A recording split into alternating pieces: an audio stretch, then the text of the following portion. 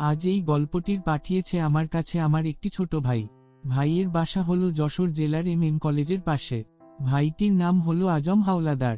তাহলে গল্পটি শুরু করি। ভালো না লাগলে অবশ্যই কমেন্ট করে জানাবেন। যশোর শহরটা খুব বড় না, আবার খুব ছোট না। রেললাইনের শব্দ, বিকেলের কাঁচা রোদের গন্ধ, আর সন্ধ্যা নামলেই অদ্ভুত এক নীরবতা, এই নিয়েই যশোর। এই শহরেই নতুন করে কলেজ জীবন শুরু করেছে কল্পনা। কল্পনার বয়স তখন সদ্য 18 পেরিয়েছে। চোখে সব সময় একটা কৌতূহল, আর মুখে এমন এক ধরনের স্থিরতা, যেটা সাধারণত খুব মেধাবী ছেলেমেয়েদের থাকে। যশোর কলেজে ভর্তি হওয়ার পর থেকেই তার জীবনটা একটু বদলে গেছে। নতুন বন্ধু, নতুন পরিবেশ, আর নিজের ভেতর জমে থাকা অজানা স্বপ্ন। কল্পনার বাবা বাংলাদেশ রেলওয়ের একজন সাধারণ কর্মচারী। প্রতিদিন ভোরে রেলওয়ের পোশাক পরে বের হন, রাতে ক্লান্ত শরীর নিয়ে ফেরেন। মা গৃহিণী, সারাদিন সংসার আর মেয়ের যত্নে কাটে। বড় ভাই ঢাকায় চাকরি করে, মাসে একবার কি দুবার বাড়িতে আসে। 4 জনের ছোট্ট সংসার, কিন্তু সেখানে অভাবের চেয়ে ভালোবাসাই বেশি। কল্পনার সবচেয়ে বড় ভালোবাসা ছিল বই, বিশেষ করে গল্পের বই। কলেজে ভর্তি হওয়ার কিছুদিন পরেই, এক বিকেলে, কলেজ লাইব্রেরির পুরনো তাক থেকে সে একটা বই খুঁজে পেয়েছিল। বইটার মলাট একটু ছেঁড়া, কাগজে বয়সের হলদে ছাপ। লেখকের নামটা পড়েই কল্পনার বুকের ভেতর কেমন যেন কেঁপে উঠেছিল। এই লেখকের ভূতের গল্প সে আগে পড়েছে। ভীষণ ভালোবাসে সে এই লেখকের লেখা। সেদিন বইটা হাতে নিয়েই কল্পনা বুঝেছিল, এটা শুধু একটা গল্পের বই না। বইটার ভেতরে যেন অন্য রকম একটা টান আছে। এমন টান, যেটা চোখ দিয়ে না, অনুভব দিয়ে বোঝা যায়। বাড়ি ফিরে সে সোজা নিজের ঘরে ঢুকে পড়েছিল। ঘরটা খুব সাধারণ, একটা কাঠের খাট, পড়ার টেবিল, জানালার পাশে একটা পুরনো চেয়ার। জানালার বাইরে রেললাইনের দিকটা দেখা যায়। সন্ধ্যার সময় ট্রেন গেলে শব্দটা ঘরের ভেতর ঢুকে পড়ে। সেই দিন সন্ধ্যা নামার ঠিক আগে, কল্পনা বইটা খুলে বসেছিলেন। প্রথম কয়েকটা গল্প পড়তে পড়তে সময় কেটে গিয়েছিল টেরই পায়নি। বাইরে কখন যে অন্ধকার নেমেছে, সেটা সে বুঝতে পারেনি। শুধু একসময় লক্ষ্য করল, ঘরের ভেতর বাতাসটা একটু ঠান্ডা হয়ে গেছে। সে গল্প পড়ছিল, কিন্তু অদ্ভুত ব্যাপার, বইয়ের পাতাগুলো যেন ঠিক তার চোখের সামনে বদলে যাচ্ছিল। একটা গল্প শেষ করে সে যখন পরের পাতায় গেলেন, তখন মনে হলো, এই গল্পটা সে আগে পড়েনি। অথচ লেখকের সব বই সে প্রায় মুখস্থ। গল্পের শুরুটা ছিল অদ্ভুত। একজন মেয়ের কথা লেখা, যার নামও কল্পনা। যশোর শহরেই থাকে সে, বাবা রেলওয়ের কর্মচারী। কল্পনার বুকের ভেতর কেমন যেন ধক করে উঠেছিল। সে নিজেকে বোঝাতে চেয়েছিল, এটা কাকতালীয়। নাম তো মিলতেই পারে, কিন্তু যত পড়তে লাগলো, ততই শরীরটা ঠান্ডা হয়ে আসতে লাগলো। গল্পের মেয়েটিও কলেজে পড়ে, গল্পের মেয়েটিও বই ভালোবাসে। গল্পের মেয়েটিও এক সন্ধ্যায় একটি পুরনো বই পড়তে বসেছিলেন।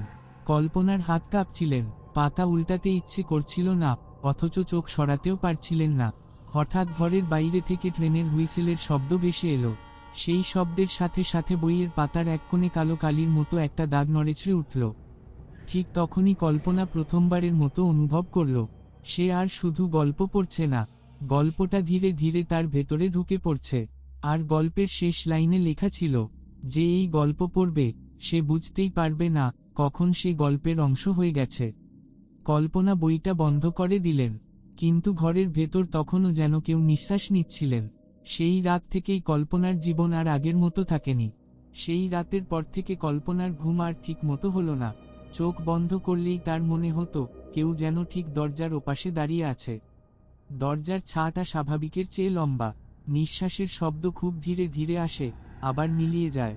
মাঝরাতে হঠাৎ ঘুম ভেঙে গেলে সে বুঝতে পারত না, সে এখনো গল্পের ভেতরে, না বাস্তবের ঘরে। পরদিন সকালে মা ডাক দিলেন অনেকবার। কল্পনা বিছানা ছাড়লেন দেরিতে। মা লক্ষ্য করলেন, মেয়ের চোখের নিচে কালচে ছাপ, মুখটা কেমন যেন ফ্যাকাশে। জিজ্ঞেস করলেন, কাল রাতে ঠিক মতো ঘুমাস নাই নাকি? কল্পনা কিছু বললেন না। সে জানত, কিছু কথা বলা যায় না, বললেই যেন আরো কাছে চলে আসে সেই অদৃশ্য কিছু। কলেজে গিয়েও তার মন বসছিল না। বন্ধুরা হাসাহাসি করছে, ক্লাস চলছে, বাইরে রোদ। অথচ কল্পনার কানে বারবার ভেসে আসছিল বইয়ের সেই শেষ লাইনটা, তুমি কি নিশ্চিত, তুমি এখনো তুমি? দুপুর গড়িয়ে বিকেল নামার সময়, হঠাৎ কলেজ লাইব্রেরির সামনে দাঁড়িয়ে কল্পনার বুকটা ধক করে উঠল। মনে হলো, কেউ তাকে ভেতরে ডাকছে। খুব চেনা এক ডাক। সে ঢুকে পড়লেন। লাইব্রেরির সেই পুরনো তাকটা আজ আরও অন্ধকার লাগছিল। বাতাসে পুরনো কাগজের গন্ধ, সঙ্গে অদ্ভুত এক স্যাঁতস্যাঁতে ঠান্ডা। সে হাত বাড়িয়ে তাকালো, গতকাল যে বইটা নিয়েছিল সেটা সেখানে নেই। লাইব্রেরিয়ানকে জিজ্ঞেস করলে তিনি অবাক হয়ে বললেন, ওই নামের বই তো এখানে ছিলই না মা। বহু বছর আগে নাকি হারিয়ে গেছে। কল্পনার শরীর ঠান্ডা হয়ে গেল। তাহলে সে বইটা পেলেন কোথা থেকে? সন্ধ্যার একটু আগে সে বাড়ি ফিরল। বাবা তখনও ফেরেননি। মা রান্নাঘরে। ঘরটা অস্বাভাবিক রকম চুপচাপ। কল্পনা সোজা নিজের ঘরে গেল। বইটা খাটের ওপর রাখা, ঠিক যেভাবে সে রেখে গিয়েছিলেন সেভাবেই। কিন্তু বইটা তখন খোলা ছিল। শেষ গল্পের পাতায়। সে কাছে যেতেই জানালার বাইরে দিয়ে ট্রেনের শব্দ ভেসে এলো। হুইসেলের শব্দটা যেন অনেক দূর থেকে আসছে, আবার অনেক কাছ থেকেও।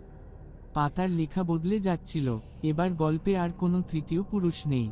সব লেখা প্রথম পুরুষে। আমি কল্পনা। আমি এই বইয়ের ভেতরে আটকে আছি। কল্পনার গলা দিয়ে শব্দ বের হলো না। হাত থেকে বইটা পড়ে গেল মেঝেতে। ঘরের বাতাস ভারী হয়ে উঠল। আলোর রং কেমন যেন বদলে গেলেন। তখনই সে দেখল, ঘরের এক কোণে ছায়াটা নড়ছে। খুব ধীরে ধীরে, মানুষের মতো, কিন্তু পুরো মানুষ না।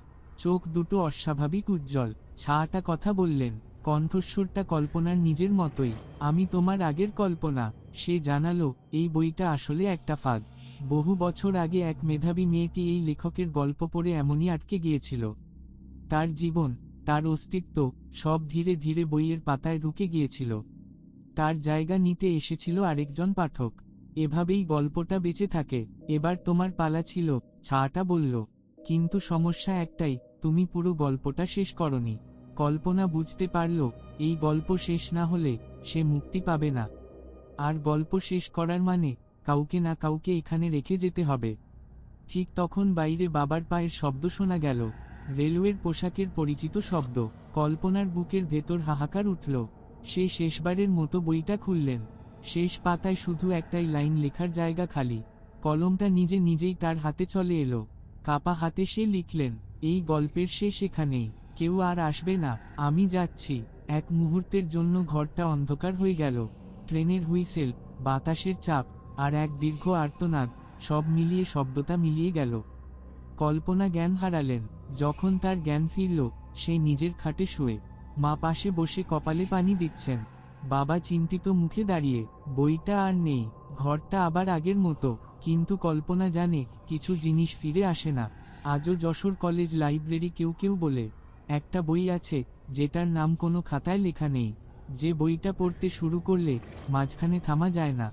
আর কোনো সন্ধ্যায় রেললাইনের পাশে দাঁড়ালে খুব ধীরে কেউ ফিসফিস করে বলে, গল্প শেষ হয়েছে। আজকে গল্পটি এখানে শেষ করলাম। আল্লাহ হাফেজ।